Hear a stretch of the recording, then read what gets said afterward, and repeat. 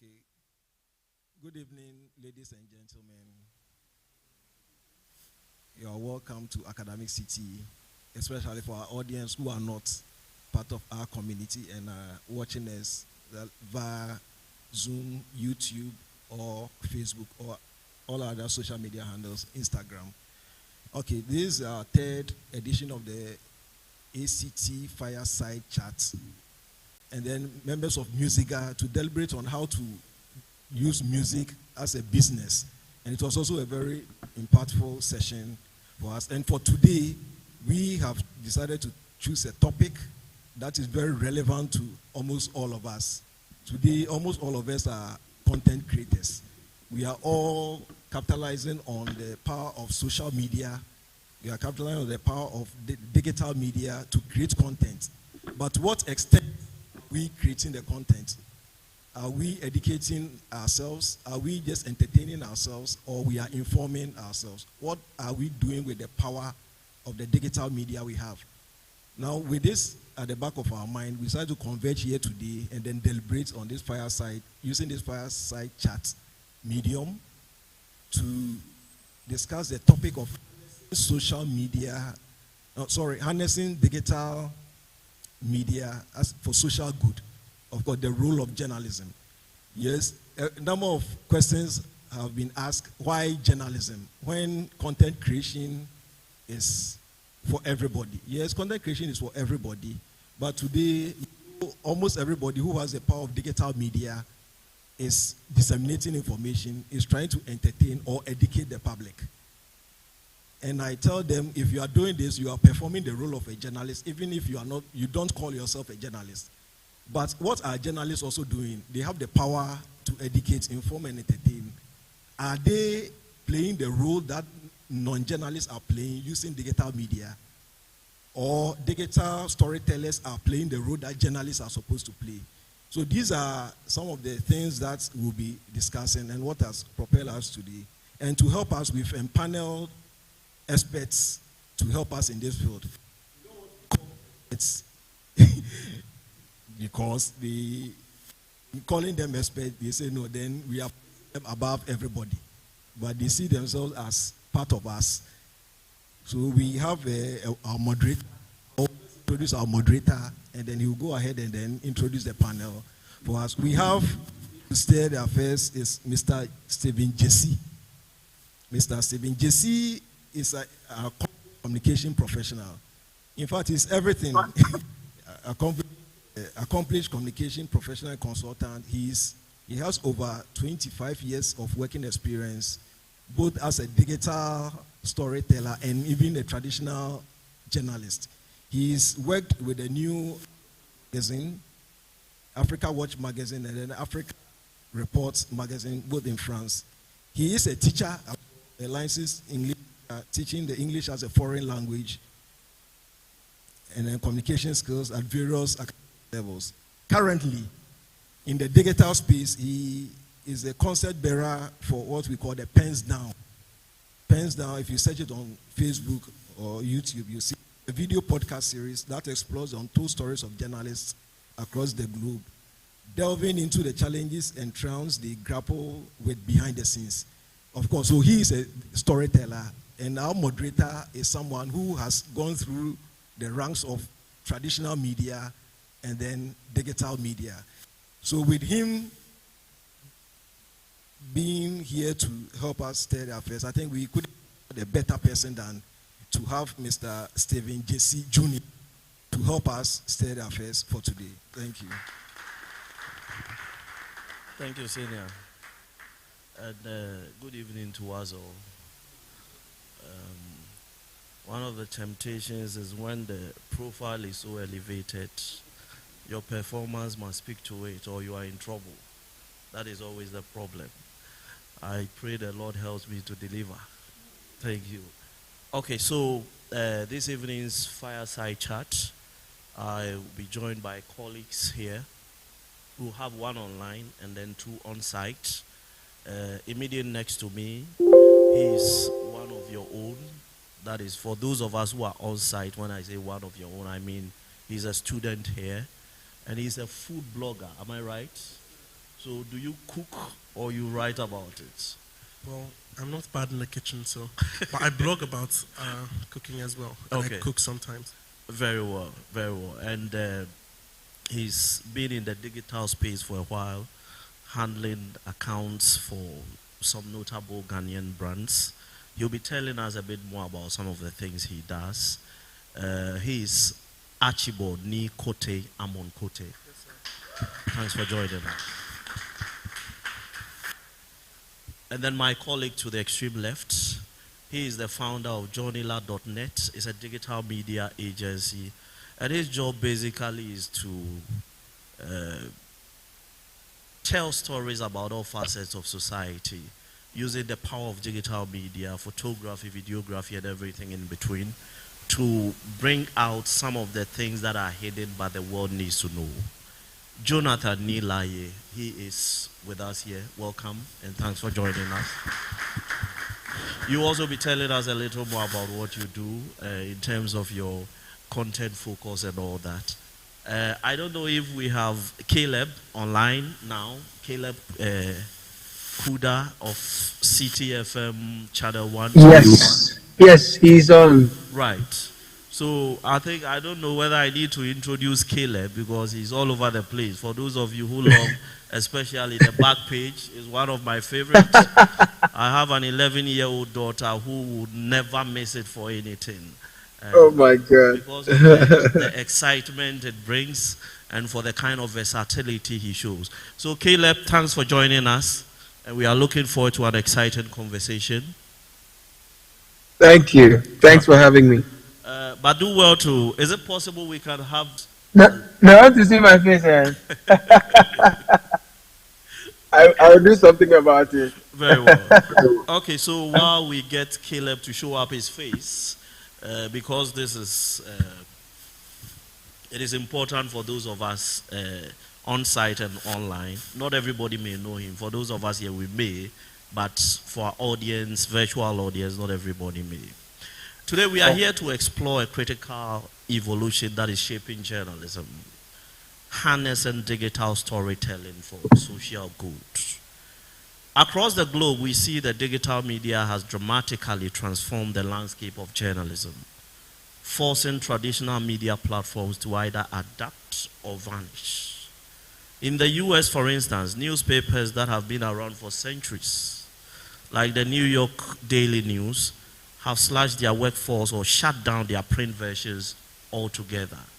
I mean, some of these things, when the digital disruption started, COVID came to nail the coffin, more or less, if I can put it that way. In the UK, the independent newspaper has also transitioned fully online since 2016. It is now a digital-only publication. In Africa, where social media use is skyrocketing, newspapers and radio stations across Nigeria, Kenya, South Africa, and Ghana have also had to rethink their models. In Ghana, too, we are witnessing this shift. Typical example, the Daily Graphic, which is one of the, do I say was or is one of the well-established newspapers in Ghana, today has a more powerful digital presence, probably, than a print presence. It is all feeding into the shifts that journalism is facing. The internet is not just a platform. It is reshaping the very foundation of news delivery, journalism ethics, and social impact. The impact of the internet and all the platforms that the internet harnesses cannot be downplayed. A case in point is the George Floyd incident in the US. Black Lives Matter. It took one person's camera to tell the whole world that the police have done just too much. The anger, the fury, the furor, and the uproar that caught up across the globe. If social media were a filling station, the conflagration would have been immense, really. In an era where information travels faster than ever, the power of storytelling has never been more critical. But today, we are not just talking about storytelling. We are exploring how digital media can drive social change, amplify marginalized voices, and shape the future of journalism. The craft seems to be at a crossroads where traditional methods meet new and dynamic technologies. How do we leverage these tools for good, faster, and deeper engagement, and make sure the stories that matter are told with integrity, empathy, and purpose? That's what we are here to unpack and understand today. And my colleagues will be helping us to discuss and digest some of these issues. We'll be looking at this, our subject matter, from 4 different angles. First of all, we are looking at the evolution of digital storytelling. Jonathan, let me start with you. You've been around for about a decade, am I right? You are right. Okay, so if we take it backwards, that was 2014. Digital media was not that pronounced. How did you do the transition? So interesting. I also remember back in the days, I write for Junior Graphic many years ago. Okay. Then as time goes on, you write for Daily Graphic, touch on some of these events, celebrities, blah, blah, blah. But going forward, I know I had a calling. And that is one thing I would want everybody to know. Journalism is a calling because of the stress. If you should consider the stress involved in working on a particular story, building a concept, and comparing that to maybe dressing to go and sit in an office somewhere, you're obviously going to go in for the second one. That is why I said it's a calling. Now, let's talk about the transition. From there, I started writing. Everybody know WordPress, I believe. Yeah. Google has one called Blogger as well. So I said, okay, fine. Why don't I concentrate on that? But as time goes on, I noticed that many of us were no longer interested in reading. You would want it in a visual form. So I started with a team initially. You know, we had cameras do this. But there's one thing about me. I always want the thing to be done as early as possible. Because one thing about journalism is if you are running a current affairs content, then you have to make sure that you don't miss the deadline. Now, that attitude of Ghanaian, I'll do it tomorrow, I'll do it the next minute, I'll do it the next hour, forced me to go independent. And what do I mean by independent? I decided to go with a mobile. Now, everything is catching up. You can edit on your phone, you can shoot with your phone, edit, do everything, get it done. Even TV in recent time, they shoot with, phones, because the video quality is great now. You can shoot with 4K, and in the next few days, they are going to launch a much higher versions of what we have now. So it has made the transition for me more interesting. And beside the transition, medium of communication, it used to be Facebook initially anyway, because Facebook was so loud. I like the whole concept of Facebook because they ask you what's on your mind. So it gives you that space to understand what the platform is also looking for. So most of the media houses in Ghana, you notice that they started going live on Facebook first. So knowing very well that Facebook is giving me that space to tell my own story, I decided to, because I grew up in rural Ghana as well, Nungwa. It's also rural Ghana. And How is Nungwa a rural area? Because what happens at East Legon, Ashoma Estate, doesn't happen at Nungwa, at Rufus. Beside that, yes, you should understand, because it's a fishing community. And more to that, I have more experience outside Accra as well, so I know how to balance that. Now, knowing very well what happens in my community, there's a lot more I can tell. And that is where the transition happened for me. Instead of maybe moving from one press conference to the other, following one celebrity to the other, I feel like there's a lot more I can do without being called a celebrity, without being called ABCD. But the good thing is that some of us also had people we're looking up to, the likes of the late Komla Dumont. These are the people who shape the narrative when it comes to, correct journalism in Ghana. And it also helped us in the process, because in this space, you definitely need somebody to look up to. And that is one thing that I would also want you to focus on. If you have interest in journalism, you have interest in mass media, you have interest in telling your own story, you need people that you can look up to. And these people obviously should be people who have a great portfolio of impacting society. That is why I'm interested in today's topic. How do we use these tools to impact society positively? But there's a challenge that comes with going the positive way. You don't get the numbers as compared to the people who run the sensationalism. You might do okay, we'll go into that, but you know that is how the transition happened for me. Okay. From writing, creating a blog, social media apps, editing apps, and even now, in your case, you have more sophisticated platforms that helps you create your concept, your ideas, before you even implement it. So that is how the transition worked for me. Okay, let me come to Archibald. You are a food blogger. That is interesting. Was communication, media, journalism originally something you wanted to do? Was it by design or by accident? I think, like he said, it was sort of a calling for me. Okay. I remember the first time, I think in one of my classes, I don't know if it was Mr. Michael or Mr. Spencer, but then they said, I think it was Mr. Spencer. They were saying something about most people in Ghana thinking journalism is when somebody can talk. But then after going through those courses, I think it became something of a narrative. You'd have to be an open-minded person. You'd have to think out of your box. Well, for me, most of my classes, I had to think out of my box, or out of the box. I remember the first time I did digital storytelling in one of my courses, it was very frustrating because I thought it was just going to be an editing class. Mind you, the lecturer didn't teach us how to edit because I think prior he had seen that I knew how to edit.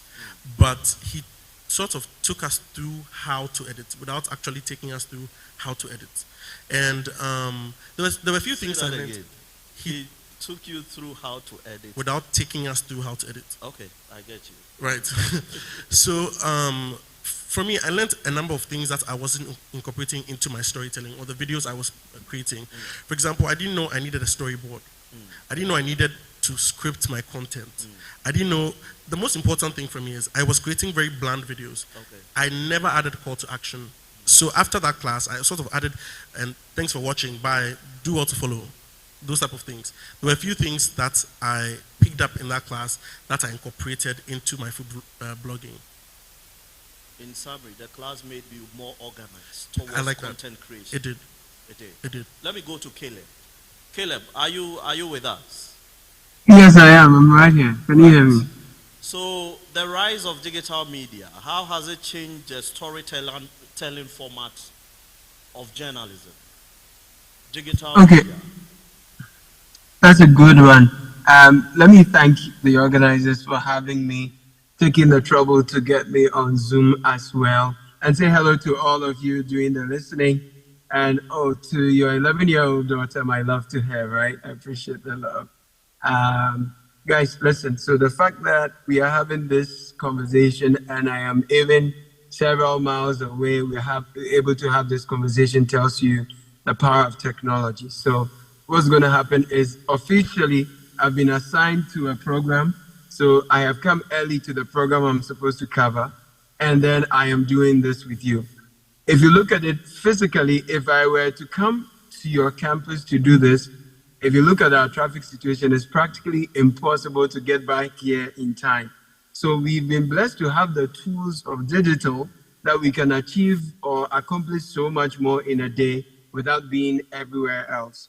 So as students, it's a great opportunity. We can tap into resources all around the world without having to be everywhere. So that's a great one, right? Now to the question. Digital has disrupted a lot of things, and that includes media. Now, here's the thing. The business model for every media house is we are churning out content, we are getting eyeballs, we are getting listenership, and then based on the eyeballs and listenership we have, institutions do what? They place adverts with us. Is that correct? Now, if you look at it, you will see that a lot of institutions and even individuals, businesses, are putting a lot more revenue or marketing budget into digital. So you will find that Johnny La will have some of these politicians even go to sit with him or even push some of their digital content through him because they think that he has the following, he has the eyeballs. Because what? How many people watch television these days? We're all on our phones. We are consuming phones. We are consuming news on our phones. Even though I should say that radio is still the source of information or news for a lot of people, digital is really disrupting the world of news and the business of media. So if you follow the American elections, they will tell you that legacy media, I mean, got a lot wrong because then the candidate that won used a lot of social media, whereas the candidate that lost focused on doing a lot of interviews in very formal settings and all of that. Yes, I was coming to that. Precisely. Donald Trump resorted more to podcasters Thank than you. traditional news journalists in his approach to winning the U.S. election. And Thank you. It became an easy go for him. Is journalism, the traditional media, losing ground? Let's use this as a case study. That's a tough one. I mean, the reality is that digital is chipping off a lot of the advantages and autonomy that legacy media had. That's the reality. It's chipping off the influence. So, I mean, you realize that if we are doing the news, we are streaming the news now. If we are doing City Breakfast Show, we are streaming it. If we are doing Backpage, we are streaming it. If at any time people in the ethics and ethos of journalism who would want to verify their information and get their sources right before they put information out there, you find out that there's a lot of disinformation and misinformation out there because people are in a hurry to get eyeballs, people are in a hurry to get audience, and there's a lot of junk, a lot of unethical information that's thrown out there because people are not held to account. But you soon realize that the space will be regulated soon. So for a lot of people, if you hear some news online, you want to probably double check and find out if City has done this, if Joy has done this, to be sure. So as much as digital is eroding the dominance of legacy media is still the primary source of many for authentic news, if I can answer it that way. Yeah. Input. He mentioned something about the eyeball numbers and all that. Now, this is where sometimes it gets dirty or murky. Yeah. Yeah. The inordinate desire for the eyeballs then begins to force certain platforms to engage in some things which ethically do not sit, just to be able to generate the numbers. Yeah. Johnny, when you were talking, you mentioned the fact that for some of you who do what is expected to be done, the kind of hero status is not vested on you, unlike possibly some skimpily clad something which is all over the place and it is generating needless attention. Ethics. We are looking at the digital platform now. Within the digital space, a journalist in Liberia that I hosted on my show, told me that social media can never overtake journalism because social media has no ethics. And she forcefully made her point that journalism is checked by ethical injunctions, and every practitioner worth their salt must abide by the rules or play by the rules. On social media, all we know is some Facebook bots deleting your comment and saying it goes against community standards. Those are marketplace regulations. They are not really ethics that are pinpointing towards a particular profession. Because of that, a lot of salacious content, sensational material are generating more following, more eyeballs, and more engagement, sometimes for all the bad reasons, than what really is uplifting society.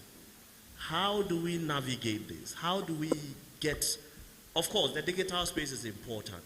Journalism is also, Caleb said, after they've seen all that on social media, they will come back to radio, television to find out if it is true. It means that the home of facts, the home of proof, the home of news that counts is still journalism. But there is something louder than journalism. How do we ensure that amidst all these things we do not lose our voice? So I would want to add up to Caleb's response to your question. I think the medium of traditional journalism is what is losing relevance, but not the practice. Let me explain. I have 4 televisions. I can tell you from October till now, I've not even turned on to know what is going on. The only time I watch TV is when Caleb's post appeared in my feed. So journalism in that sense is still active, but the medium is what is not making sense now. Because if I should come here and give all of you free radio, maybe 10 years you've not even tuned to any station, but you've listened to maybe a conversation from a radio station on TuneIn app, Zeno, or any app that is available to you. True or false? Good. Now, there are 2 ways. Now, I'm answering your question now. There are 2 ways we can check and make sure that the standard of journalism is still up there, whilst, you know, the whole growth process still continues. Not too long ago, I was watching a video on YouTube. I think, what's the name of the podcast you all watch on YouTube? Rant and what? Good. Have you heard the response? If that program was on TV, they won't watch. But because it's on a medium that they are all familiar with, because they watch the snippet on TikTok and go and watch the full conversation on YouTube. So we as people in the traditional media space, we have to engage people who understand the concept of digital storytelling to transition what we are doing into the new space. That is what we need to know. And that is what we need to do. First of all, it needs to be a conscious effort that we want to transition. So if you are in the journalism space or you have interest in journalism, your dream is valid until the end of time. The concept will change over time, but the whole discipline of journalism will continue to be there. And just as I mentioned that it is a calling, you also need to guide that your profession with your conscience. There are times where offers will come and you feel like going against one side. That is where the danger comes. But again, I believe that you can still take a side and practice your journalism. Because we have journalists, if I should relate this to politics, we have journalists that we know this guy is side A politics and side A journalist or side B journalist. But the most important thing is that in the dissemination of your information, accuracy should be intact. Your information should be verified and it should be top-notch. If we can do that on individual level, at the institutional level, then we are good to go. And again, I think since we are having a digital conversation, this is where we have to throw that challenge to the various platforms. Facebook, Twitter, Instagram, and all that, to make sure that the informations that go out there are well verified. Because sometimes you go on Facebook, and let's say you see a fake post. Somebody has taken his time to design the city newsroom template and put Caleb's photo over there with the caption, Caleb didn't know the microphone was on. And Facebook allows somebody to post that and boost it. That is where we have the problem. Because we are doing our best, but the platforms that we share these informations on are not doing enough. This is where I feel, in as much as these platforms are global platforms, we also need a local regulation. Because if National Media Commission will not allow certain information to be aired on our traditional platform, the same information should not be shared on the digital platform. But if they get the opportunity to travel far on the digital platform, the young man, the young lady who have interest in journalism will see it normal. It's everyday practice. And they find themselves in that trouble before they come out to apologize. I'll come back to you, Archibald. Let me get Caleb. Caleb, Yeah. Jonathan mentioned the issue of money. Social media has created richer bloggers than richer journalists. That's true. But traditionally or professionally, journalists are those who are trained to use the tools of mass communication to advance the cause of their work. What that means is that if anybody were to benefit from the windfall, journalists should be the first. Yeah. I want to make the argument logical, it may not be realistic. Now, how did we miss out on this windfall? Did we go to sleep? How did bloggers, people who are scarcely trained in the use of mass communication platforms, how did they end up making such a fortune out of platforms that would have ordinarily helped to advance our cause? That's a very good point. I think that in every newsroom in Ghana today, these are conversations that are probably happening. And for all of you audiences who are listening now, you're in school, if you're considering journalism and particularly you want to consider practicing journalism in Ghana, this is a very timely conversation to be had. Let me give you a very typical example. I trained at Radio University. I was at the University of Ghana. You can tell from my outfit today. I went to Legon. I went to Radio University. Now, amongst us was one of us who is now one of the big bloggers in town. He drives a Mercedes, has other cars, okay, has properties across the city and the country. Travels the world at will, and then every now and again gets embroiled in some controversies. Whether it's about having a number of baby mamas and all that. Okay.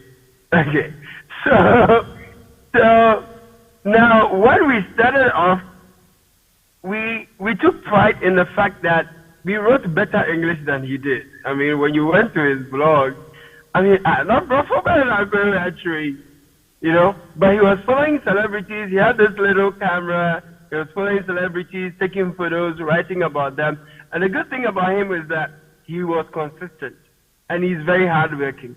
He may be making errors, he may be breaching some ethical rules, but he was always going to work hard at it. If you look at us today, do we work any less harder? No, we don't. But the question here is about ownership, right? What we do does not generate any less. But the point is that we are employees. I don't know if you get my point.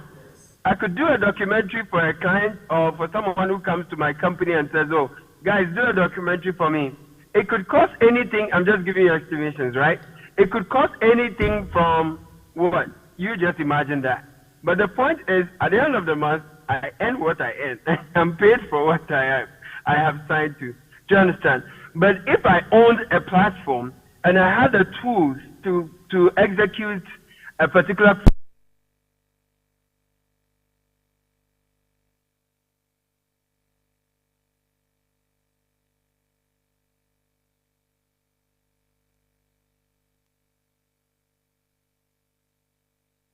truthfully, if you want to be wealthy and very comfortable, you cannot do just journalism.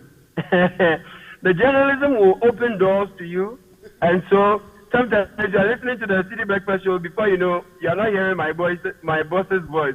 You're wondering what is happening. He's going to do Galamsey. And what he's saying Galamsey is essentially moderating an event, emceeing an event, and sometimes if you build an expertise in an area over a long time, you become a consultant, you are sought for, you're a speaker at different places.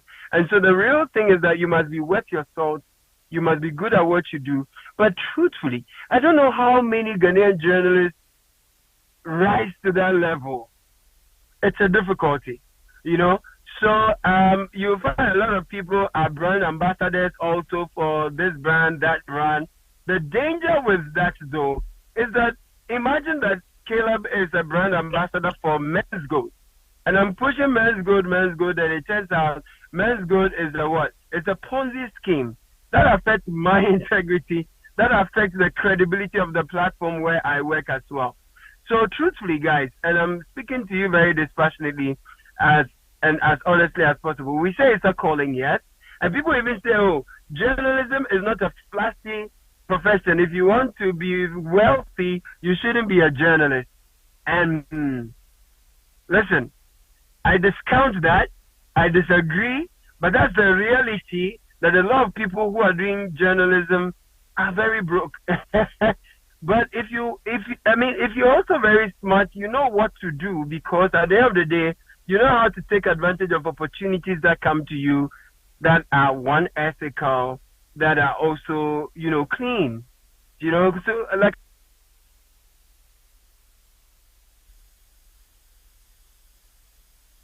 I don't know if the internet. I think the internet, there's a bit of a disruption there, but I think his point has been made forcefully so.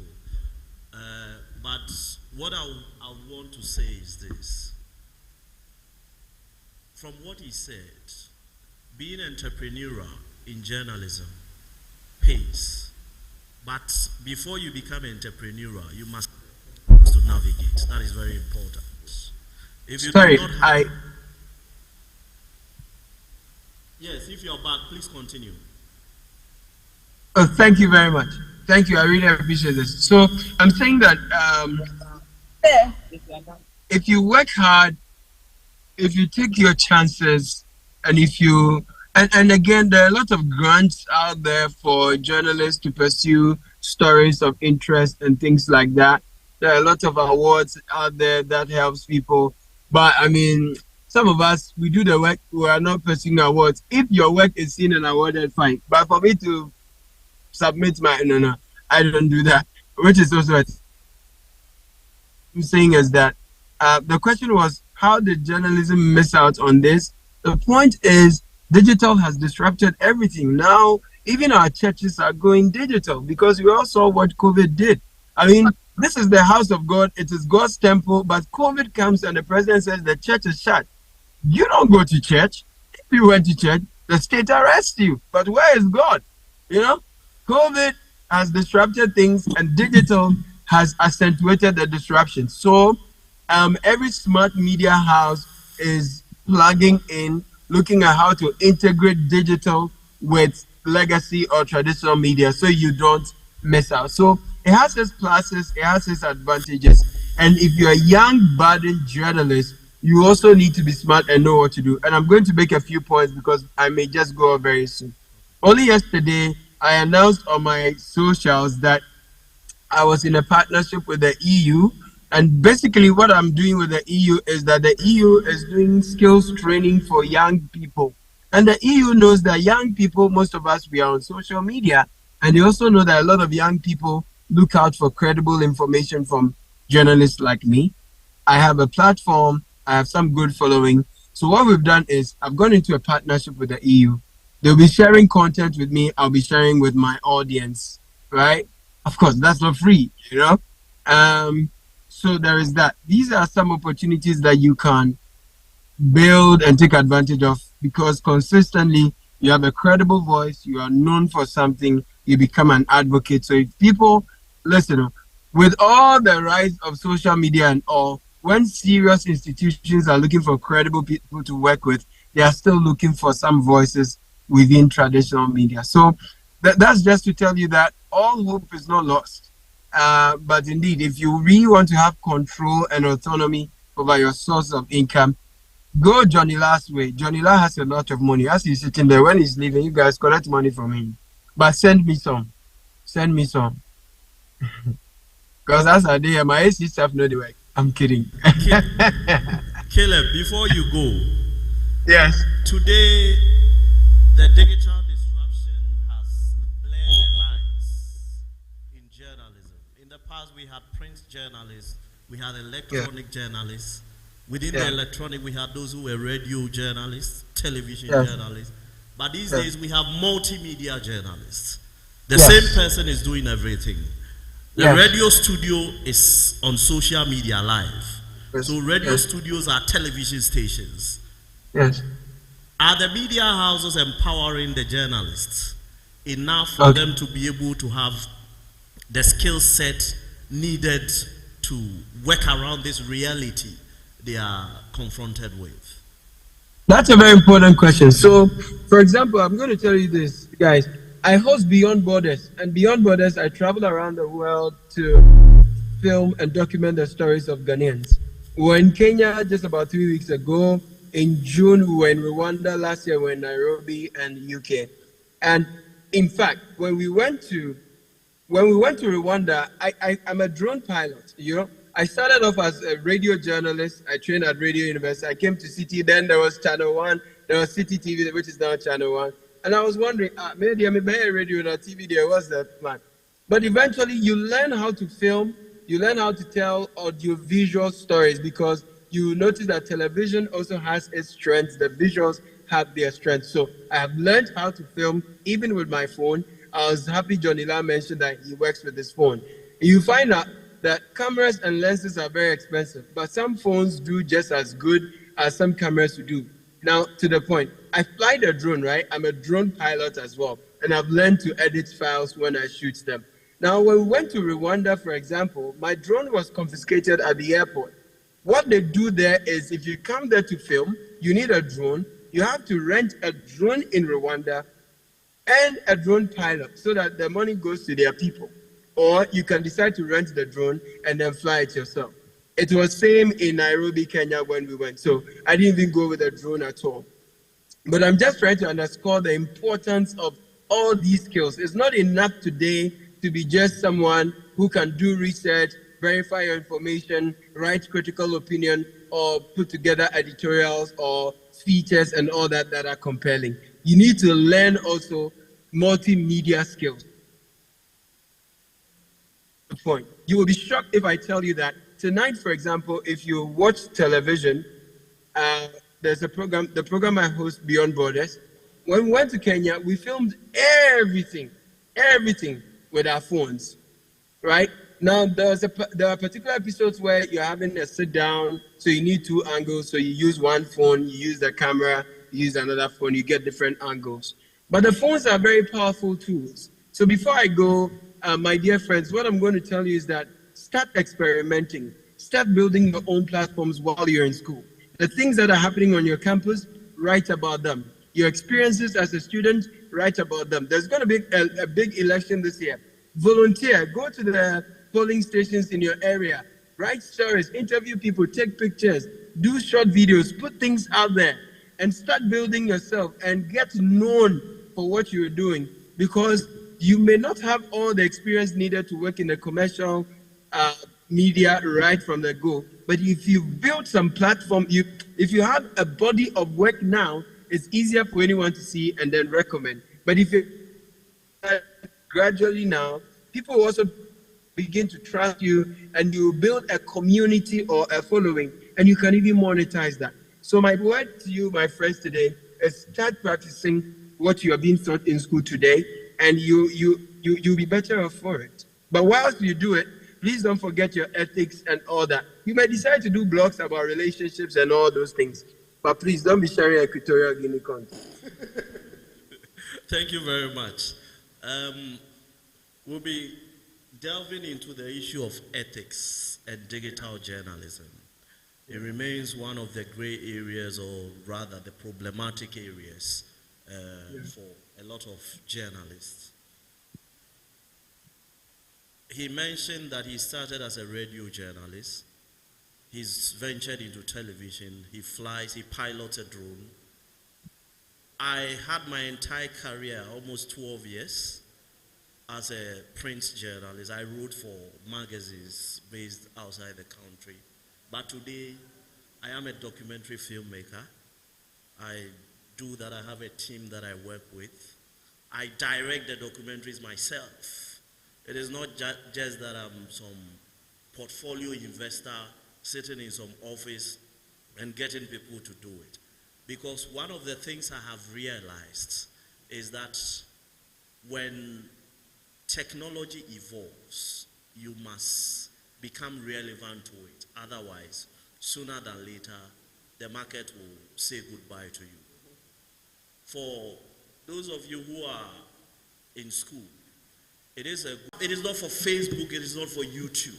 It is not for Facebook, it is not for YouTube. It should be able to bring in something more. Whatever a camera can do today, a mobile phone, once you learn the settings properly, you can do more than that. Right. Johnny La was showing me some videos on his phone, top 8D videos. If they put it on a PC, they tell you which camera shot it. Probably you are going to mention Blackmagic camera or something like that. But these are mobile phone shots. That is the power of the technology you have. And thankfully, in this room, I don't think there's anybody who doesn't own a smartphone. So you realize that a smartphone without a smart brain is a smart waste. Yes. A smartphone without a smart brain is a smart waste. So make your smartphones count. They can do more than you think. They can do more than you think. When Facebook asks you what is on your mind, they are reminding you that there is a platform for you to tell your story and make money out of it. Let's make it count. We are going into the ethics. We want to look at the issue of ethics. But before we do that, Archibald, let me come to you. In your food blogging, how do you settle on the topics to look at? If we are talking about food, maybe I like fufu, he likes banku, she likes rice. Even with the rice, there are various surnames for the rice, depending on what you want. You know, how do you settle on which one, and what has been the feedback rates? Okay. So, I highlighted on my page that I'm a Gen Z food blogger. Okay. So what's your handle? My handle is Bruno. So it's in the bio somewhere that I'm a Gen Z blogger. And one thing I sought to use the page to do was to share series of different things that the average Gen Z would be interested in. Okay. So some of my group driving series on my page are the group packages I call groupies on my page. That if you're a group of 4 and above, you can check out. Okay. I have Taste of the Coin, so that's like a street food episode. Okay. A series where you can find street food that I put on the page. Okay. I also have a number of series on the page, and generally is to allow us find what we want from different spaces. Okay. For example, I have my fine dining episodes, I have my birthday episodes, I have my where to get lunch options episode. Okay. So I've sort of categorized everything in select stories. Okay. So you don't have to go, you know, some people just try food and then they put on their page. Yeah. If I was watching it, it makes it difficult to decipher what I want to eat today. But I made it sort of easy because you can go on my page and figure out where you want to eat because this is what's happening. If you want to try street food, there's a street food series where I tried some street food in Osu, where I tried some street food, so I'm just sort of bringing relatability to the content in the dispensation of the Gen Z. Okay. Before we continue, Caleb, I don't know if you are still there. He might, I don't know if he's already taken leave of us. But if he's around and you have any question you want to ask, we could let you slip that in so that he takes it before he's offline. I don't know if... Have we lost him already? Is he gone? He's gone, unfortunately. Okay. We will attempt to answer some of the questions you bring up, even if it's the issues were raised by him. Okay, so we are looking at the issues of ethics in the digital media space. There is something interesting I have found. What Facebook calls indecent, Instagram allows, but the two are owned by the same person. I am wondering, community standards, how do they apply? Now we are talking journalism. And if you are not a communication student, this is the kind of conversation for you. Journalism, there is something called specialist journalism. Let's say you are an engineering student and you still want to do journalism. You have a niche already because there is a speciality area that you can speak to, which gives you an upper hand. All you need is the communication to make sense to the lowest number within your target, and then you are good to go. If you are a medical student and you want to take to journalism, you can help people understand the dizzying terms that these medical doctors and nurses throw about by breaking them down in simple language. That is the power of communication. So journalism is everybody's home. It is like a blank check. You decide what you write on it. So whatever your profession or your calling, so to speak, you can find a space within journalism. When you watch CNN and the rest, there are reporters there who are experts on finance, experts on foreign relations, experts on war and military issues. There is Israel, there is Gaza, there is Russia, there is Ukraine. And there are people who are always called, and you listen to them, their perspective is so refreshing. They are not necessarily people who started, let's say, as general journalists. Even if they did, they ended up specializing. And that is what has given them that niche, which is very important. You can also be a general news reporter who covers every grass that is allowed. But if you want to do his kind of specialization, where he takes food, that is a specialty area, a niche, and he decides, I'm going to focus on it. In focusing on it, let me help you to navigate my page. This is an easy bite food section. This is something for the sophisticated person. This is breakfast for so and so. This is this. So when you go to his page, you decide which of the buttons to press to get the information you want. Journalism is open and welcoming to everybody, but there are ethical injunctions to observe, which is very important. Without a compass, you cannot navigate in journalism, and the compass is ethics. Ethics are always the hurdles you have to deal with. For instance, in journalism, a 5-year-old is defiled. Now, journalism says don't identify the person. Journalism did not say something, but that thing you need to do in protecting the identity.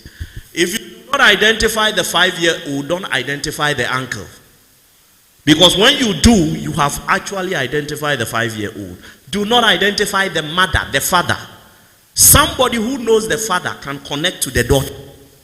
Because if I know a family of 10 and they say one is defiled, your mother is on the screen being interviewed. I can look down and bring the numbers down to the person who is 5 to know who was defiled. The stigmatization is still active. That is journalism. It is a profession where we learn by doing.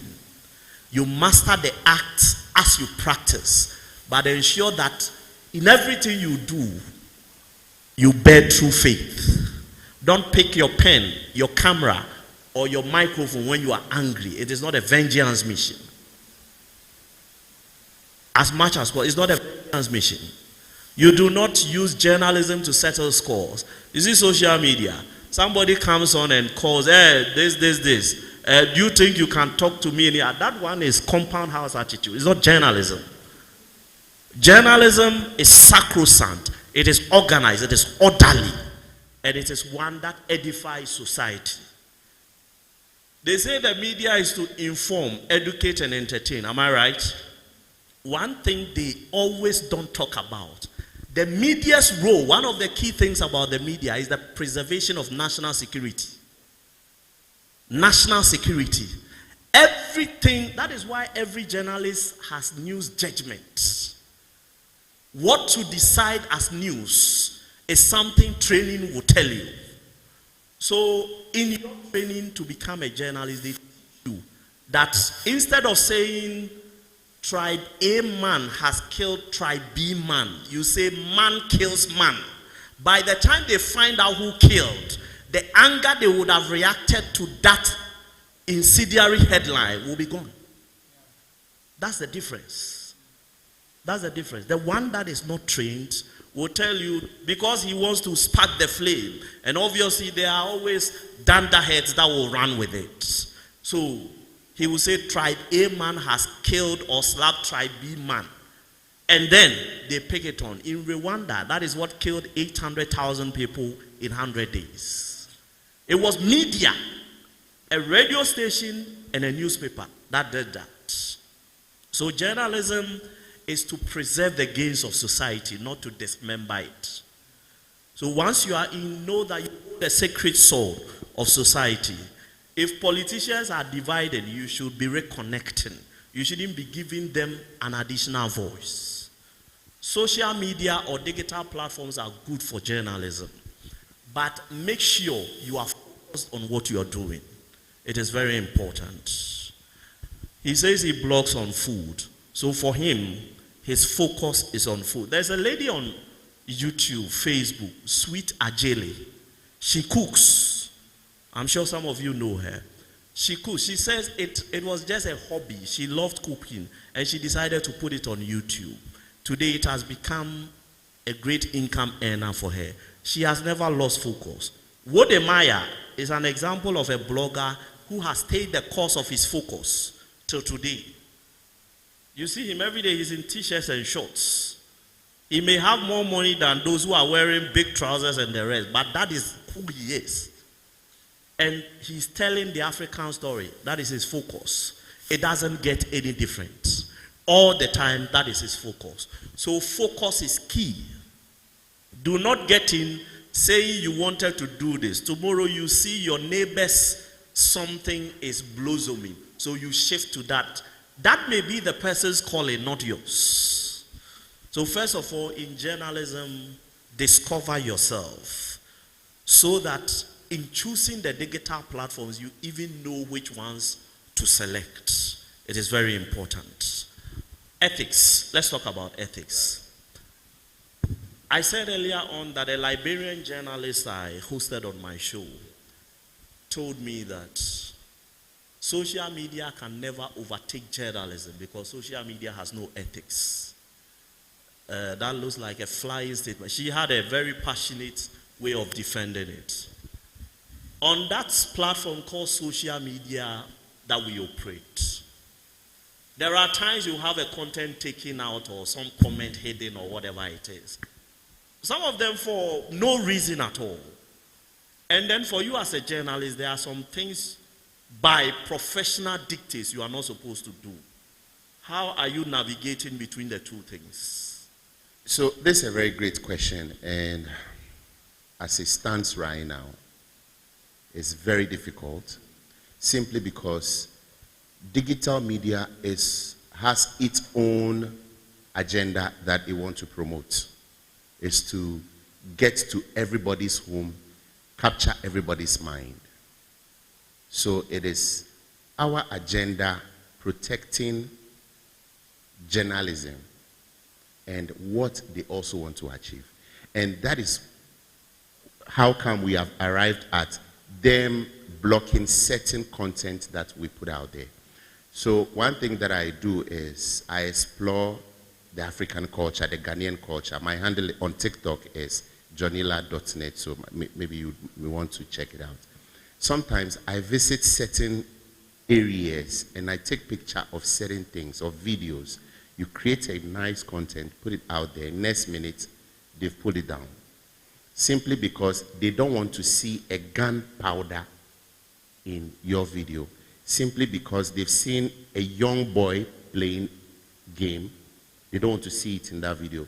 I want to give some specific examples. Even some traditional dance we have in Ghana, they consider it sensitive for their platform. But these are things that are part of our culture. Away from that, there are certain words, certain phrases, how we put certain things that are very Ghanaian. But on this platform, they see it differently. So when it happens like that, it's very difficult to navigate through this space.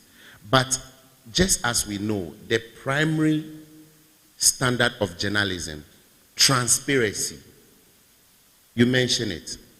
You have to make sure that everything you are putting out there is transparent enough. Integrity is key in journalism. It is not integrity is what they say in your absence. And that is what matters. When people pick your content, what comes into your mind when people see your content, when people hear your name? And how do you arrive at that point? You have to look at these key areas: transparency, integrity. Your content should be relatable anyway. If your content is not relatable enough, it might also affect the audience and where your content is supposed to get to. So for me, in as much as I feel what we know or what we all know as the standard of journalism and the various ethics, just as I mentioned, transparency, truthfulness, and all these ones, I still feel that the digital platform we have today is not straightforward enough. That is why I am advocating for our country, or every local government in countries across the world should have certain level of conversation with these platforms to know that, okay, this cannot be universal. There are certain things that are specific to our country. There are certain things that are specific to our culture and places across. For instance, we know in South Africa, there's a tradition that they dance and bare-chested and all that. Redance. When you go there, it is normal. But it's not, in quotes, normal in Ghana. So where do we draw the curtain?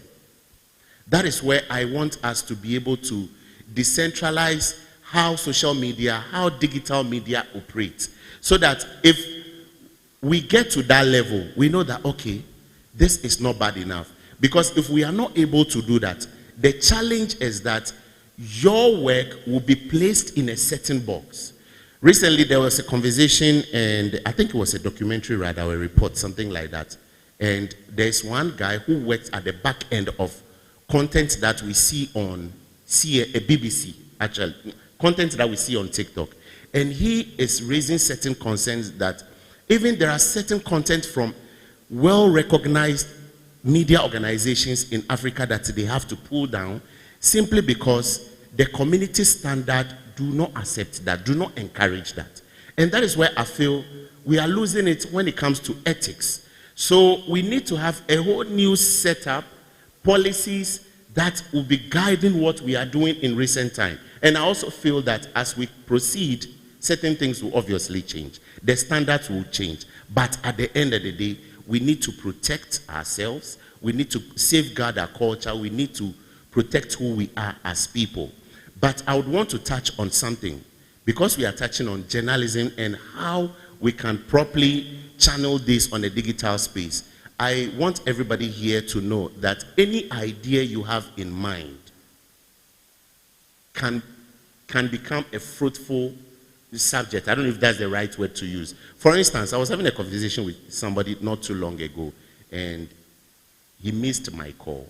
I asked him what, and he replied and said he was fixing a poly tank. And I asked him what happened. He said the water was leaking. And I said, can he document that process and share with me? Now, the information he shared with me is something that if I should submit to any of this we call it polytank, polytank company, is something that they would want to create a digital media agency that will train people how to fix some of these things on your own. Because on a digital platform, DIYs are becoming a great deal. That is where I also feel that journalism on the digital space is changing, because these things could become a content. For instance, if Glitch Africa is not doing rants and bans, they can also be doing DIYs. They can also maybe how to bottle this, how to do certain things that I've come to see over here. So in doing all these things, the real standard of journalism will not be well felt, but work have to go on. Yeah. Archibald, on your part, have you had content takedowns or some warnings and those things? How unfair have they been to you also? Well, I haven't had anything taken down, but when for my type of digital content, I sort of incorporate music. Okay. That necessarily isn't mine into making the videos. And for most of the time, around the time that there was war, they would send me notifications that the content is not going to be sent to Ukraine and Russia. I didn't know why, but it made sense because they do not have time to watching things about Ghanaian food. they're looking for shelter and all of that. So but I haven't had. But how I've witnessed a few people who have had their work taken down. I think one of the content I worked on where my boss was talking about money was pulled down from TikTok because it didn't meet their guideline, and I think they said it was spreading something about theft. So we had to take it down. They took it down but then they sent us the reasons why they took it down. What about cyberbullying? I think we have to talk about that too. Yeah. Where you have all sorts of characters. I don't know whether to call them accounts or characters. Come up sometimes, become confrontational and all. You've had some of those. For or me, because yours is food, everybody's happy. No, for me, I've had a lot of. I remember the first one of the videos that made my page go far was at 1 a.m. My friends and I went to buy wachi. And yes, and it was so controversial. I remember that there was this woman who was persistent. She came on my Instagram and said, one day we'll eat our family members or something like that. She said, I was confused. And I thought she was the only one who had the same sentiment. But everybody on TikTok was just worried for us because they were saying, children, why are we awake by this time? Everybody, but when these things happen, I like it because it drives your engagement. It allows other people to see what is going on. And sometimes I just leave it. On Instagram, I like it because you can just delete the comment. But I allow the comment to be there for like the day. Then the next day, I delete it. Because everybody can have an opinion. I don't think people shouldn't have opinions. But just not under my page. You can do it somewhere else. But I'll allow you to help me get engagement. Then maybe after the 24 hours, then I'll just delete. Because my mother's always telling me, I remember one time when in the house, when the Vodafone Wi-Fi wasn't working well. I was so angry, I was going to type under their page that, can they refund my money? But my mother said, how will I feel if it was done to me? So it's one of the things that has sort of been with me that if I don't want it to happen to me, I shouldn't do it to others. So if you do it to me, I'll allow my page to get it. On TikTok, if a lot of attention comes on your page, they give you a whole search bar. So for 24 hours or more, you can have your own search bar. And sometimes somebody will say, Bolo, I can see on TikTok, you see Bolo in blue. That means more than 50 people have searched for me. So I allow it to be, and it gives me my money. So. Okay, so the final 10 minutes of our time, we are going to hand over the microphone to you, all of you. I'm not going to say I will call at random. Some people don't like discomfort. If you have a question, you need some clarification, or there is some issue you want to put across, it will be your turn. So please put down your questions, concerns, whatever there may be, so that we will come back to that. Our final bit, the future of journalism in the digital age. Is journalism dying, For me, I will say that you can never compare the impact of a thoroughly done investigative piece to a viral TikTok video. That is my answer to this. It is not to prejudice yours. Everybody should have a mind of their own. So is journalism dying? And does it have a future amidst all these digital disruptions? Journalism is not dying, but it's taking a different dimension. It's becoming more personalized. So we can have a relationship program running on TV. You have panels 6, 7 discussing it. At the end of the day, there's a headline, they publish it. It becomes a new news item on a different platform. But now it's becoming more personalized. And so let me give an example. Jessica, I don't know if you know her, she used to work with ACity TV. Now, what she was doing on radio and TV at that time, she's doing the same thing on YouTube and TikTok. But the approach has changed. It's more personalized. You watch her videos and she's talking to you. But that is also journalism. So journalism is not changing, so or it's not dying. We are moving from broadcasting to, is it microcasting or narrowcasting? Well, we'll get that name. You understand? All right. And news, very soon, news wouldn't be formal. It would take a different direction. It would be more of narration. Me telling you something on a very personal level. Because you know very well that, okay, I have audience on that side. And digital media is also not interested in we looking that formal. Because the owner of Facebook is in t-shirt every day. So nobody can hold you responsible for wearing a crop top for your content. So very soon, you wouldn't need a studio to read your news. All you need is your microphone and your ring lights. But you are gone. But it is still journalism. The difference is that the narration is not going to be like what it used to be. It's not going to be formal. And that is what I'm talking about. When it happens like that, you can't hold individuals responsible for not operating at the level where ethics are still held in high esteem. The rant and bans, today they go tired for my hand. So they were reading their own comments. And somebody said, every day you people are talking about relationship and this and that people issue. And one of the ladies said that, this is what we discussed over here.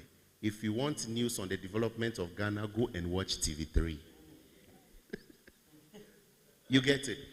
But the fact is that these girls you see doing all these things are gradually becoming more influential than your influential people in the traditional media. So journalism is taking a different trend. The cult status that the digital media is it's more liberal. Is given to personality. Yes. You see, today, if we are talking about somebody who talks about this, a name can come up. Yes. Somebody who talks about that, a name can come up. Yes. You see, is it not the reason that the digital space, take journalists out, is more sensational, more salacious, more reckless? And sometimes it's like anybody's space. You do whatever you want. Because then the same eyeballs are being competed for. So somebody has to do something absolutely crazy to turn the attention to themselves. Is that not the case? That is actually not the case. Because regardless of everything, I consume what I want to consume. We have 1 million content creators. In fact, everybody's a content creator. So far as something comes into your mind and you do a straight take or sit down, edit and put it out there, The intention is that somebody should watch, right? That's why people go crazy when you don't like, comment, share their works, because they are doing it for you to consume. And people can actually attack you. Like, people come to you and say, hey, you every day, you don't even like my post, you don't even comment. That is becoming more personalized. But what I'm trying to say is that journalism can still be personalized, but we should still respect the ethics. Do you know the challenge with the traditional media right now? It's not about station ABCD, but it's about personality ABC. People now consume personalities than the station. Apart from maybe our grannies and all that, we don't have anybody listening to one particular radio station from morning to evening now. Listen to program A, go to that one, go to that one, go to that one. Because of the personalities, not necessarily the stations now. That is why stations, traditional media platforms, need to be investing in these people now. If I am station ABCD in Ghana, which we all know, I'll approach Ifiaudo. I'll approach Gisela, right? And listen to check out what the kind of content they want to create, and pull them under my umbrella. Because very soon, like nobody, not to disrespect what happens in the traditional media, the only reason why traditional media is still relevant is because of authenticity, verification. Because if I'm out there, for instance, what happened last 2 weeks? Something major happened, Okay, when, something happened not too long ago. In as much as I saw it on TikTok, I saw it on Facebook, I went to certain media organizations to confirm if it is true or not. And even with that, I still have to verify from some of our colleagues. Do you know there are some media houses, when certain individuals become too popular, the top shots become uncomfortable? Yes. In fact, on my show, I hosted Gideon Sapon of I Watch Africa. And he mentioned to me that there was a lady who had become so popular on social media that the station felt she was taking eyeballs away from them. So the lady had to leave. You see, mindsets are still anachronistic, but we are moving forward. We need more progressive mindset, even at the level of management, to be able to harness these talents. If you have a staff of yours, maybe on-screen personality who is an attention drawer or one that pulls the numbers, I think you should rather put the person in the spotlight of some of the key programs that can get you the kind of, patronage, rather than antagonizing the person for her to leave. These are also some of the things. So if you have observed, there are a number of traditional journalists or journalists, trained journalists, who are conservative about going all out. There is the influencer tag, there is the whatever tag, but a lot of them feel that in fulfilling all righteousness, I must remain in this corner. And because of that, so much, they are depriving themselves of so much. These are some of the challenges. And they need to make a move. Let me give you an example. When Kofi Adom Anweni, those of you who knows him, when he was with Adom FM, when he's reading news at 6, he goes live on Facebook. And within a minute, you can have about 40,000 people watching. So he has seen the potential of what his social media can do. So he started running updates for the station on his platform. Then the station got uncomfortable. They started raising concerns. Simply because his brand has become more influential. So instead of the station creating a digital channel where he can still operate under the name of the company, they kicked him out. And he established Kofi TV. And in as much as he has employed a lot of people to work at Kofi TV, it is still not credible until we see him doing it himself. that is how personalized and influential it is becoming. And let me put a pause there. Let's go to the audience. Right. Who is going to give us the first question or comment, whatever? Please, can we have an extra microphone go around? Anybody, a comment, a question, whatever you want to put across.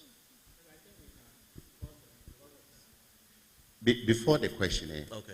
beside everything, beside academics and everything, two things that can take you far. One, self-confidence.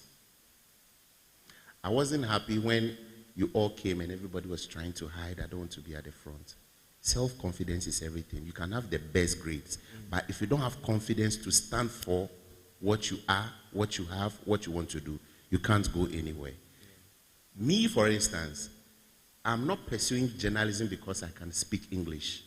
I'm doing it because I have a picture I want to print from here for the world to see. So I want you to have confidence. Speak all the bad English. Feel free. This is it. And make the best connections. This is where you are going to find your future business partner. You are lucky to be in a good school. When you hear influential people in society, from politics to business and everything, they will tell, oh, we're friends in college, we're friends in school. And that is what I want you to do. Speak confidently for your friend here to know who to call someday. Please, are we on the same page? Thank you. Now let the questions flow. That is very important. Who has a question or something? Yes, please give it to the gentleman. Sir, for you being a team lead, how do you deal with the current pace at which AI and robotics is going?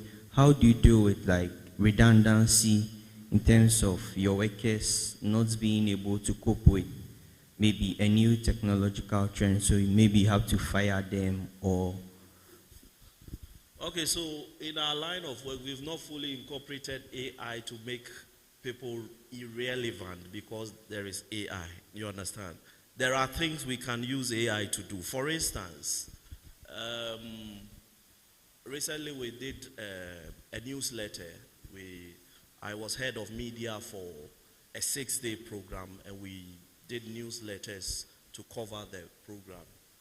The narratives or the stories we did, once you put it together, if I don't like the flow, I'll tell you, dump it in AI, let them rework it, but tell them they shouldn't use words like testament, transformative, those AI showmanship words.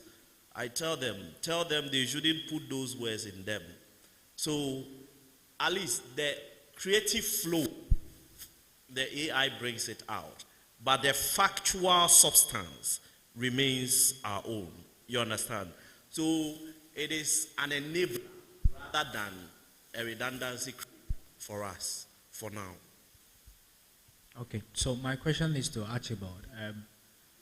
You are really doing great. I want to find out from you, with your blogging, is it something that you look forward to doing for the long, or you feel like maybe I am in school and I want to just do this to hold myself for now, and maybe out of school find something else to do? Is it something you tend to do for the long term?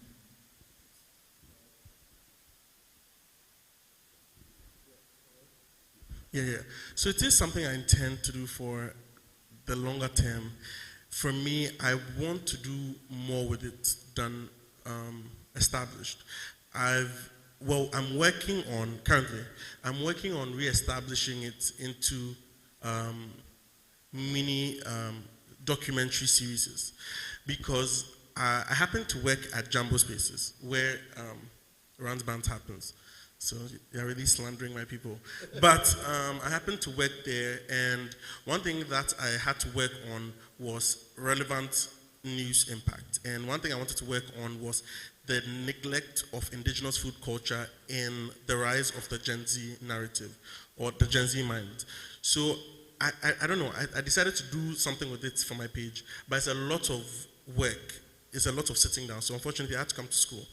But then I haven't put a pause on it. It's something I hope to use my food blog to do, because I've realized from my statistics that a lot of young people follow me, and these same young people don't know how to don't know a lot about the indigenous food or the simple cultural food that exists. I can ask any of these people here how asana is made, and they might not know how to make it. I can ask them basic things. There's the few Ewe dishes I've learned how to make over the summer by research, and I can ask them. I asked an Ewe some time back, and they didn't even know what it was. And I mean, Sami can confirm what I was talking about. But there's a lot of cultural heritage in the space of food that we don't know about. So I'm looking at using my page to do more of that. Yeah. Any other person? Yes, please. I have two questions actually. The first one being, both of you said you do most of your editing and everything by yourself. How are you able to balance it, and how are you able to tell? You see, sometimes you do need a second eye to make sure that your work is, it might be good to you, but there might be one or two things that you are missing. So how do you actually, you get what I'm saying? Yeah. And then my second question is the money-making aspect. We know that TikTok does not pay Ghanaians. So how are you able to put your work in such a way that people are willing to pay, or brands are able to call you, or things like that? Yeah. Okay. So I'll talk about Johnny. Okay, let Johnny start, and then you can. So. Yes, Johnny, go ahead. Okay. So first of all, before you create a content, be sure what you want to achieve. That's why it's storytelling. And that one gives you the confidence to know that what I'm doing is okay. And in as much as you are not in a rush to do it, for instance, when I'm done creating particular content, it could be 30 seconds, 1 minute, or I watch it over and over and over. Sometimes I have to leave it for a day or two to be sure that what I'm putting out there is okay. And again, I have colleagues who are like senior journalists. I share with them. Prof is here. Sometimes I take photos and I share with them. Prof, this is what I want to do with this photo. And because I want him to look at it from a different angle, academic angle, maybe another angle. So that is what you need to do to confirm, the content you put out there. And again, there are a lot of videos online to watch to, master your craft as well. So it's very important. Then talking about business aspects. Yes, I get this question all the time. How do I fund my trips and all that? Because I travel a lot. I just came back from the north yesterday. And the question is, how much is Facebook? Somebody asked me, John Lam, so 1 million view on TikTok, how much were you paid? No. 0 Ghana cedis. Facebook, some coins they come to. YouTube, the same thing. And funny enough, I've not cashed out money from Facebook yet because my Facebook was monetized just this year. But what is coming is impressive, as a matter of fact. But this is what I do more. I go with my personality than what I'm getting from the platforms direct. And as I travel, I don't only create content, but I create real-time connections.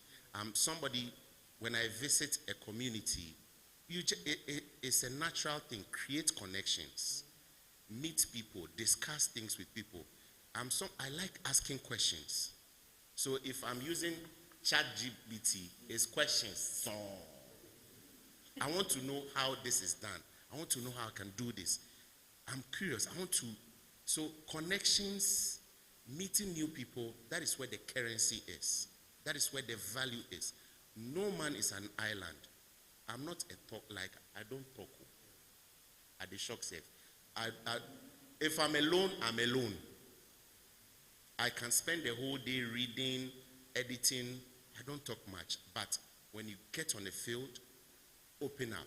And this work, let me tell you, don't let the digital space rob you of who you are. You are a celebrity. Please drop that tag. Make the money. Yeah. Don't let your following on social media make you feel that you are a superhuman. Because at the end of the day, even if you have 1 million followers, how many of them do you know in real time? Your currency is not the view, but the people who interact with your post and how you also engage them. Sometimes people ask, it be like everywhere you go, you know somebody for there. Because they interact with me online and I create connections. I was in Pandai in the north 2 days ago. And in as much as I booked a hotel, I went to eat in a house because I created that connection on social media. Please, are you getting it? So please, value your real-time connections than followers because you don't know many of these people. And in Ghana, because we are a bit laid back, we are not hey. So you meet people who even know you online. How to say hi is a problem. It has happened to me before. The first time I saw Sarkodie, Charlie, I nearly collapsed. Yes, that is how it is. But online, I'll reply, I'll comment and blah, blah. We are timid in a way. You get it? But today, I'm asking you to come out of the box. It's not about the English show. It be the thing we did and the money you want to make. Okay, thank you very much. Okay, let me add a few things. We'll come back to you. One thing. There are organizations that rely on specific media personalities to get their information out. And that gives them a lot of money. Credibility, integrity, these two are the priceless values those people hold, which is the reason those organizations never joke with them. On social media, there is always that one person. If the information is not on their page, it is not credible. You understand? Yes. There is a way you can position yourself such that people will come and need you. They don't need to want you. Get the difference? When you are want, you are not an option. When you are in need, you are the choice. They will need you. Do you understand? Yes, it is very important. So your credibility, your ability to maintain a cool head in the face of provocation, your focus such that no matter the tide, you don't swim with it. You stay the course. These are very important ingredients to making you earn credibility online. There are specific, one of them is Israeli. There are organizations, they give their materials to him, put it out for us, and they know millions will be reading. Because the share effect in 10 minutes is to them more than enough. And they believe that his platform is also so credible that the people who follow, they trust the quality of his content. That is the reason they follow. Do you understand? So social media, social media is like a marketplace. There are mad people, there are potters, head potters, and the rest. You can choose which of them you belong to. Do you understand? You can choose which of them you belong to. There was a time somebody told me, he said he wanted my team to do a video, 2-minute short video, and I told him it's 2,500. Not a tomato is sold at Makola and Accra Mall. It's your choice to decide where you buy yours. Do you get the point? Somebody will do it for you for 2 cedis. Why did you come to me? Are you getting my point? There are times you get to a certain point in life, you don't do price negotiation, you do value proposition. Do you understand? It is your value that determines how much they pay you. Not because you want to eat, you accept everything at all. But when you are starting, build your credibility. It is that credibility that will take you places. How many of us here have some iPhones? I'm sure a lot more ladies will raise their hands. They are putting their hands down. Now I've called for war. Okay. Do you know the name of the man who designed the Apple logo on your iPhone? His name is called Johnny Ive. I-V-E.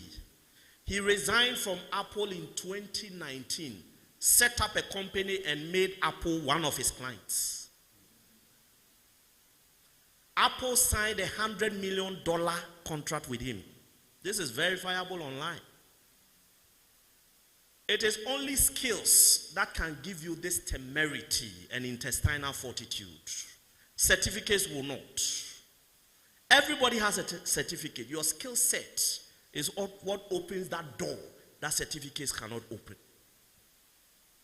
I completed university in 2006. My certificate has never gotten me anything. It is only when I went to go for further studies.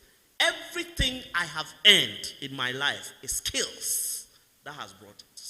I'm not saying don't go to school. Do up to PhD, but build skill set. It is very important. Because I tell you, your skills are more valuable than the gross total of the certificates you have. That I can tell you for a fact. I have emceed a program and I've been given 8,000 Ghana cedis in 2 hours. How many people drive from Kaswa to Tema for how many months before they are paid 8,000 cedis? Do you get the point? Certificates is good, but put the icing on the cake, which is your skill. It will always take you places. 2 people got a job, the same role.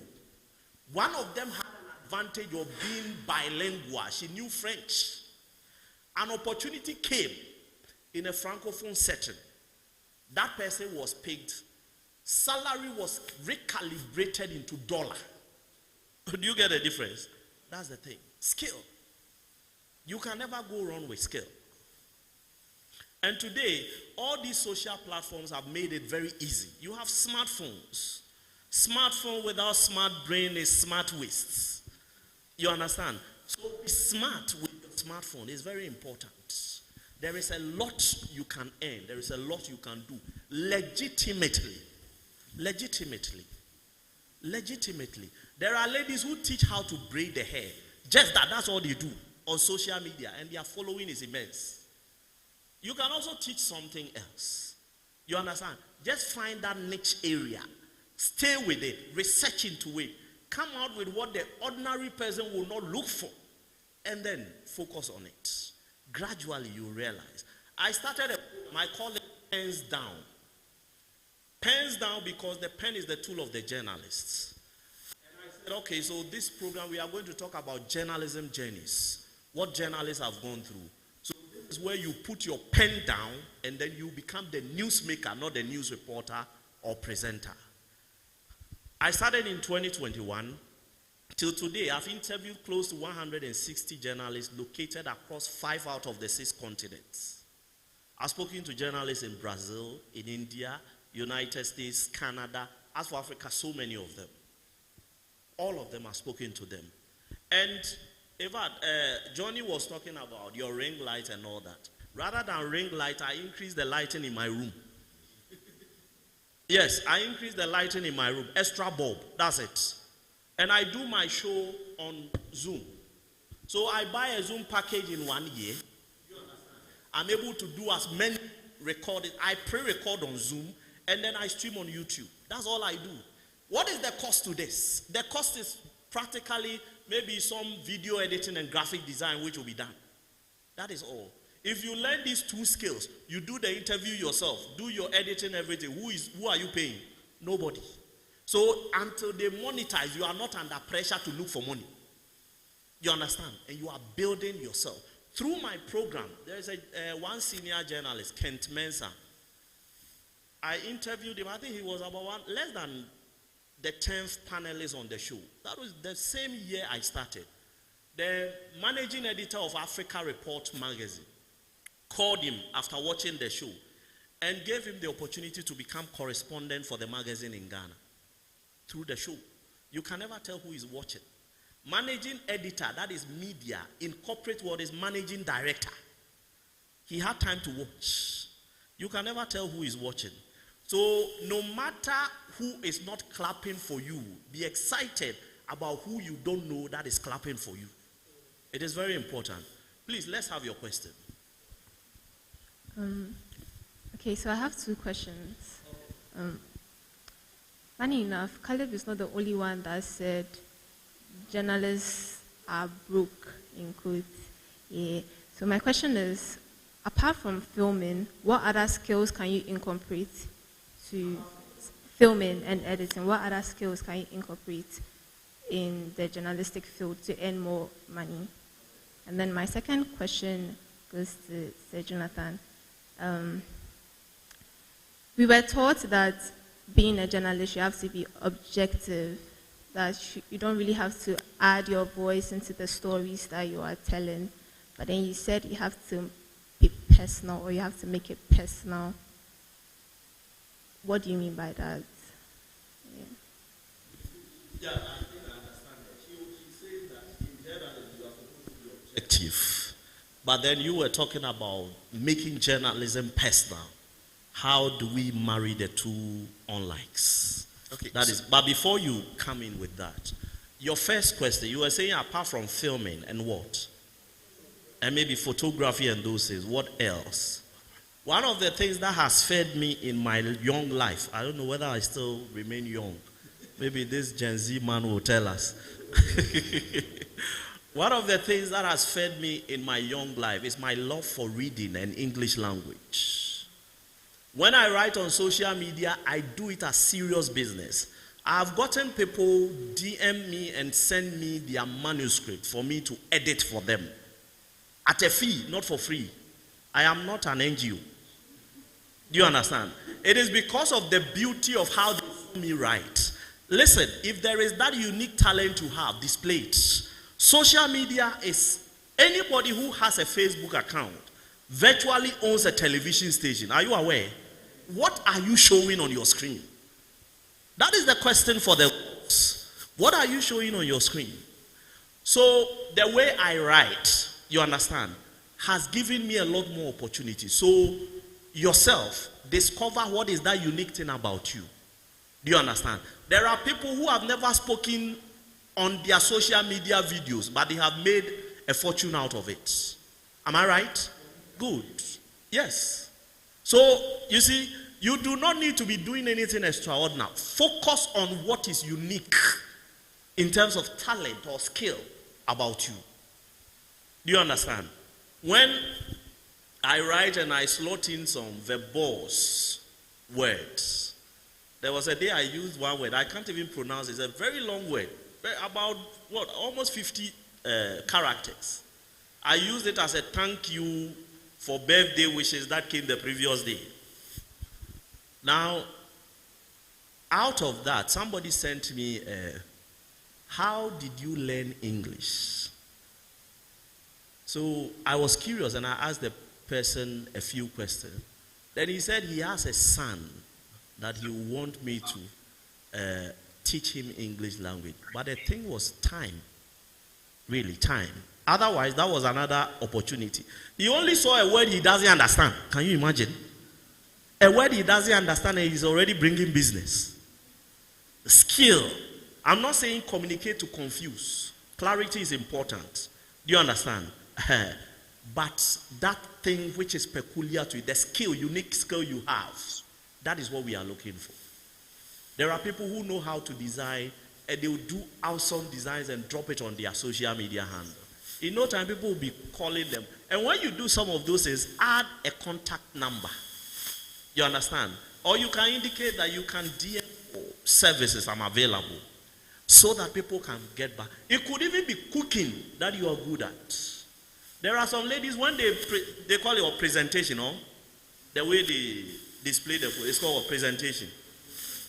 You see, they present it so nicely that if she invites you to it, you may be wondering you'll be doing injustice to the food by touching it because it's just so beautiful.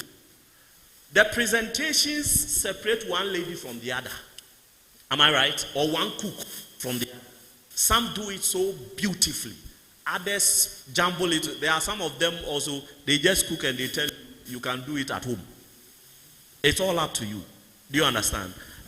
So, your unique skill, that is the most important thing. Yes, sir. Okay, to your question. Personalized here means doing it your own way. And objective here means that whatever you are presenting is factual. So you need the two actually to do whatever you want to do. And because journalism, content creation is becoming personalized simply because you use your mobile phone, and that is, in quotes, your comfort zone. You do it your own way. But make sure that every information you are putting out there is factual. And I believe many of you here, if you have interest in what we are discussing, you can even start that right from here. Because this university is a whole community on its own. There are so many things you can do. Maybe activities you can do after lectures, conversations with your colleagues. Your environment is so beautiful, you can discuss that. Even there are some students, even for freshers who are coming, they don't have much information. There are certain departments that people don't know. People don't know where ACity Radio is and all. You can create content, and these are personalized content simply because you want to help somebody to know somewhere, to know something about the community. So there are so many things that you can explore as a way of training yourself for that bigger opportunity tomorrow. Please, have I answered your question? Thank you. Any other question? Akosia, you want to finish off for us? The way the microphone is close to you, you have to say something. Griselda. IT. Yes, she has a question. You do, right? No. You have a question? Yes, please. Okay, thank you very much. Very insightful discussion so far. So my question has got to do with the current dispensation of journalism. You know that a lot of people, even though they know that it's not so ethical to sensationalize stories, they try to, because that's what will make the story go far and that's what will give them some traction. So what do you suggest that upcoming journalists should do to combat that edge to over-sensationalize stories whilst maintaining the objectivity and the professionalism that the profession wants us to? One thing is certain, truth endures. Truth endures. Credibility is time-honored, and integrity is priceless. Truth endures. Credibility is time-honoring, and integrity is priceless. Give yourself 3, 4, 5 years for those who have made a name of sensationalizing. Find out what has become of them. There is always, I keep saying that let's equate sensational material to uncovered food. Uncovered food attracts flies. Am I right? Good. But what is the use of flies? And what value are the flies adding to uncovered food? They come in, drop unnecessary questions, tomorrow it dies off. That is why every viral material on social media, which does not have factual substance, does not endure. Check it. Find out, check it. I said it earlier, that you can never compare the impact of a well thought out investigative piece to a TikTok video. And I still maintain my position. Viral TikTok video has the longest lifespan of a month, maximum. Do you understand? Maximum. Beyond that, it is gone. Something else will come up. So they are the viral things, they role play. This one is in a hurry to come. Tomorrow another comes and all that. But an investigative journalism piece by a certain Manasi Azuri Awuni will forever remain the truth. Are you getting my point? That is it. So it does not pay to, be swayed by the tide of the day. At the end of the day, you yourself, you realize you've done more harm, irreparable harm, than good. Because over time, you will get lighter rather than, have more weight in terms of the quality of the material you put out. There are a lot of journalists today who are struggling to communicate to people out there. In fact, on their social media platforms, people challenge them openly. That, are you sure this is the truth and all that? Because they have not built credibility for themselves.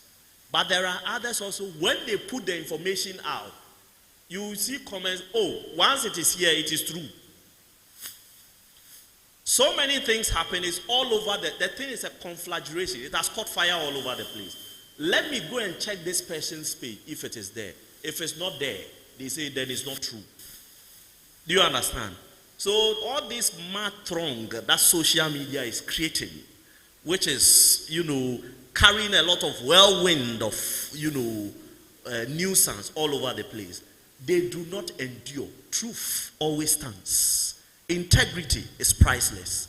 Once you have the integrity, whatever you put out there, and I'll tell you something, when you build a lifestyle of credibility online, your own followers become sympathetic to you. The day you get it wrong, they will say, no, this is not your fault.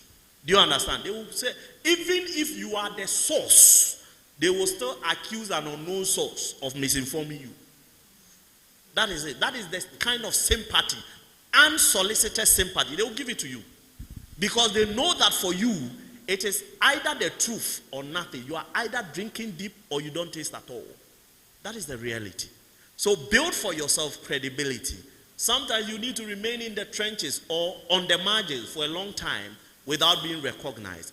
But there will always be a time that the plaudits will come your way. That one is a fact. So the ball is in your court. I also want to add that when you kickstart this journey, you also have to invest in promoting what you create. It is not just about creating it and sharing with people online, but build conversations around it. Create other avenues where you can talk about it. For instance, blog is free. Blogspot is free and all.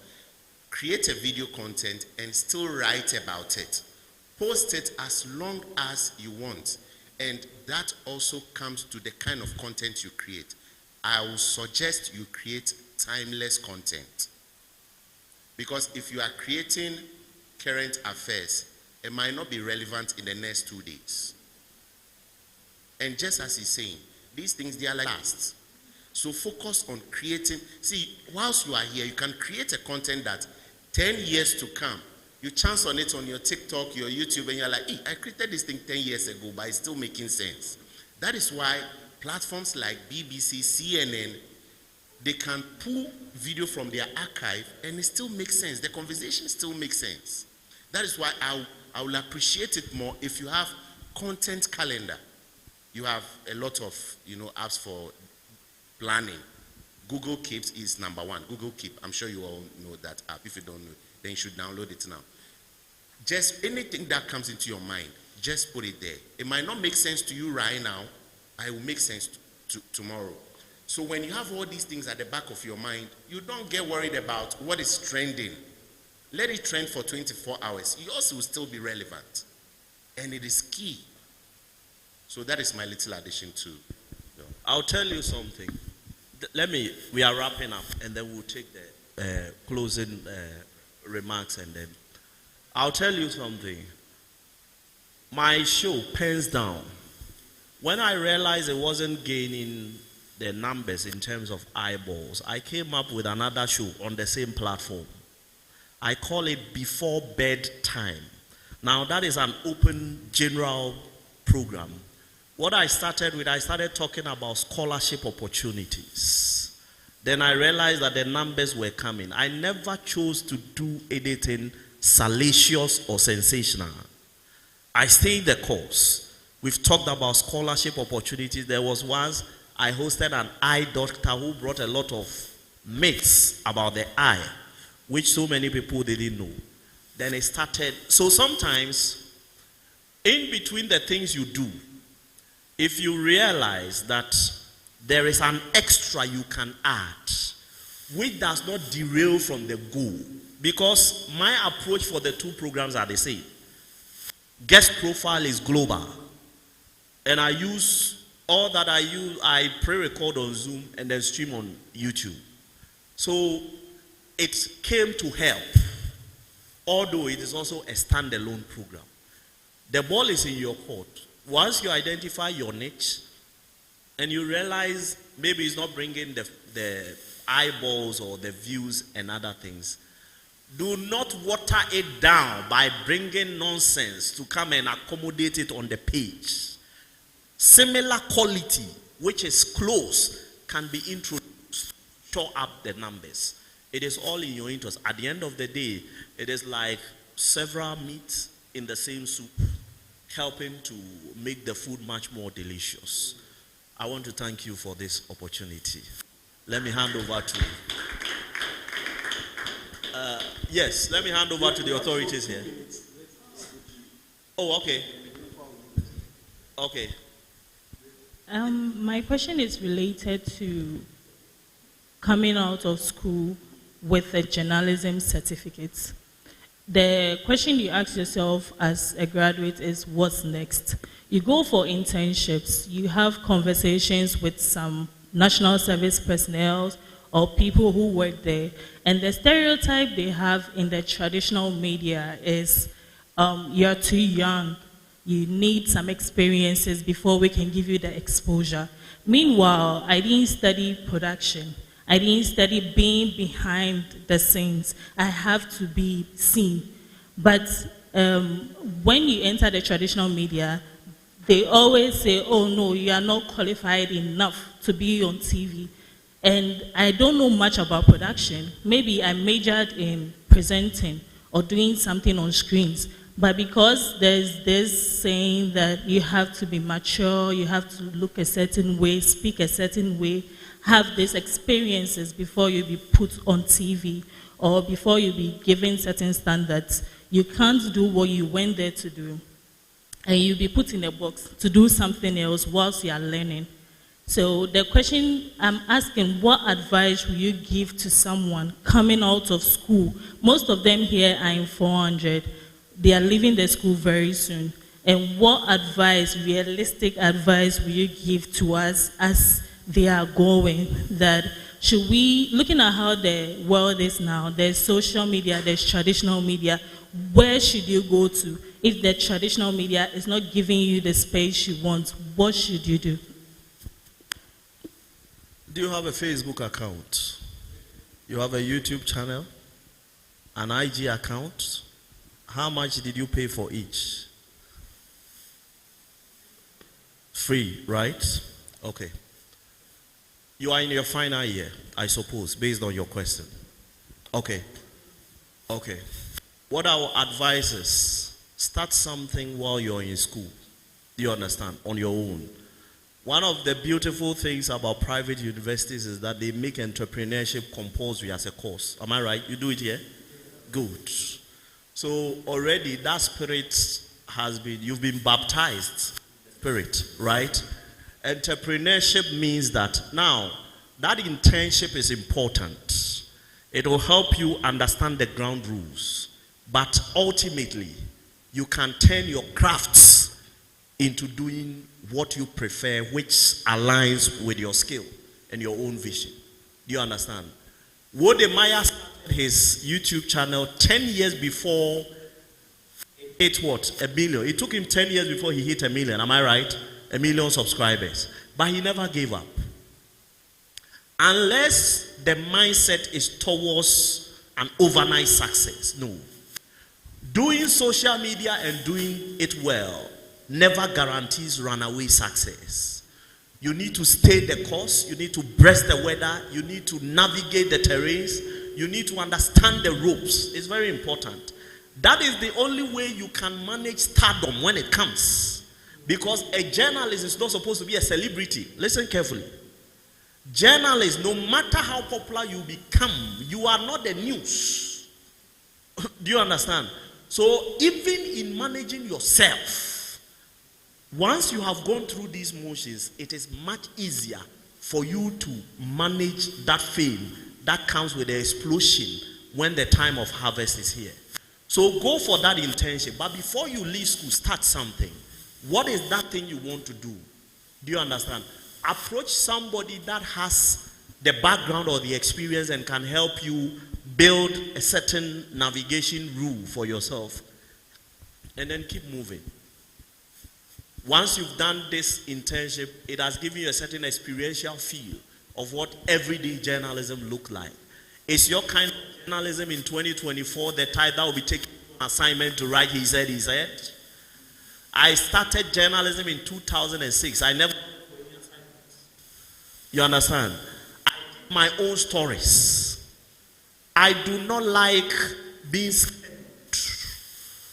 Because I was writing for a global media platform, I needed timeless stories that have no expiry dates. Do you get the point? So I generated my story ideas, followed them, connected the right newsmakers, got the soundbite, and put it to. Do you get it? You can do journalism minus an whatever, all those setups. You can do it 100%. YouTube is the school that gives you all the education without certificates. So you are free to learn anything and everything you want there. Also seek counseling and advice from those who can help. And then I believe that the sky will be the starting point. Does it look like a help? Thank you. My dear, you want to say something? All right, so this is not a question. Are we sleeping here today? This is not a question, but I'm really inspired. This is actually not my field. I'm an accountant by profession.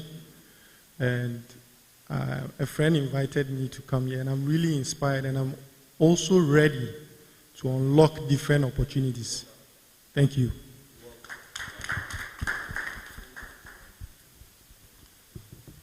There's no question. Vote of thanks. Yeah.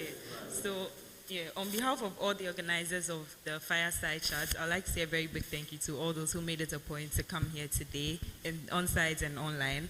And then to our panelists, I'd like to say that we are really grateful for the insights today, because it has really broadened our perspectives on digital storytelling. So thank you to everyone who made it a point to come here today. God richly bless you.